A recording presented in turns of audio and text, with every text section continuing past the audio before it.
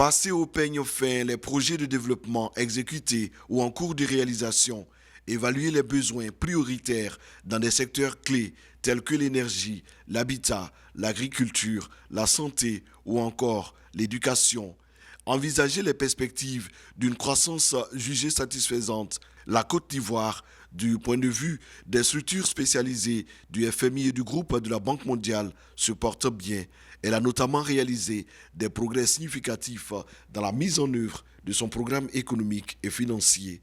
Des efforts à consolider avec l'engagement ferme des institutions de Bretton Woods à accompagner les autorités ivoiriennes. Nous sommes l'un des premiers pays à avoir adhéré à l'initiative D4D sur l'éducation.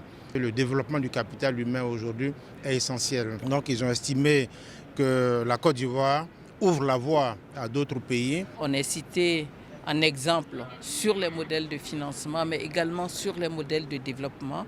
Et nous sommes en train de travailler sur des chantiers divers pour faire en sorte que la Côte d'Ivoire atteigne cet objectif de pays à revenu intermédiaire de la tranche supérieure à travers un développement du secteur privé qui va accompagner un certain nombre de réformes en lien avec la productivité de l'économie. Comment investir pour que notre secteur agricole, le monde rural s'enrichisse un peu plus rapidement pour contribuer à réduire de façon drastique le taux de pauvreté. Ces réunions de printemps n'ont pas occulté les mutations tarifaires mondiales actuelles qui s'imposent comme un véritable défi. S'adapter au contexte et bâtir des économies plus résilientes. Une recommandation forte a été faite d'accélérer en fait la zone de libre-échange continentale africaine, la ZLECAf, comme étant une mesure pouvant atténuer les effets des tensions commerciales que nous observons actuellement. Si on prend l'UEMOA en tant que tel, il y a une amélioration des principaux agrégats macroéconomiques entre 2023 et 2024. Mais il y a des risques qui existent encore au niveau international. Donc le renforcement de l'intégration économique régionale peut nous permettre de faire face à cela.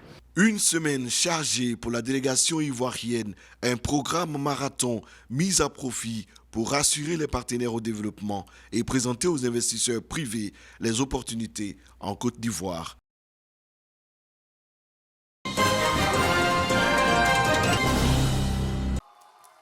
À Odjéné, la jeunesse du Denguélé a rendez-vous avec l'excellence. Le champion olympique Cissé Cheikh Salah et l'ex-international ivoirien Tiné Siaka viennent partager leur parcours et semer l'espoir. Qu'ils aient des rêves, qu'ils travaillent et qu'ils persévèrent. Je pense que c'est le secret pour arriver au sommet. Mon expérience par rapport aux enfants, c'est de leur prodiguer des conseils du genre faire du sport et aller à l'école. C'est-à-dire il ne faut pas qu'ils se contentent seulement de jouer au foot, de taper dans le ballon dans les quartiers, mais il faut qu'ils songent dorénavant à aller à l'école, à faire des études.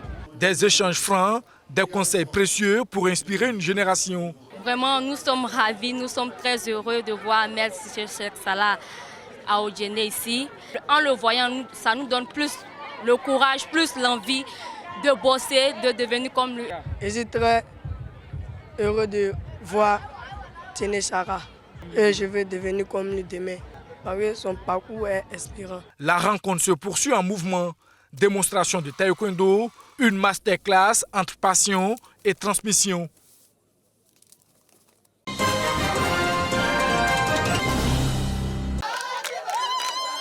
Ces chants et pas de danse sont l'expression de la joie immense au sein de l'ensemble de la population de l'île Bouleux 2 suite à la réception de cette pinasse, don d'une compagnie d'électricité de la place. C'est avec un grand plaisir que nous avons fait ce don à l'île et nous tenons à ce que vraiment l'île Boulé se charge de bien l'entretenir pour que ça puisse durer beaucoup d'années. D'une capacité de 50 places avec un moteur de 40 chevaux, cette pinasse de traverse sera sous la gestion des autorités villageoises. Elle servira à des cas sociaux et des besoins d'urgence. La population avait besoin de ce bateau parce qu'à des moments donnés, c'était avec des pirogues qu'on traversait des femmes enceintes, des enfants en danger. Et aujourd'hui, véritable soulagement pour cette population qui éprouve d'énormes difficultés à joindre au quotidien le village voisin d'Azito pour leurs besoins élémentaires. Nous sommes enclavés, il n'y a pas de moyens, rien. Nous sommes à 2 minutes d'Abidjan, de la ville. mais on n'a pas de structure, nous n'avons rien. Le bateau, il est bienvenu parce qu'avant ça, pour une femme qui doit accoucher, vraiment c'est difficile. Mais ça déjà, c'est bon pour nous. Avec une superficie de 545 hectares et une population de 10 342 âmes, l'île Bouleau 2 est confrontée à des difficultés.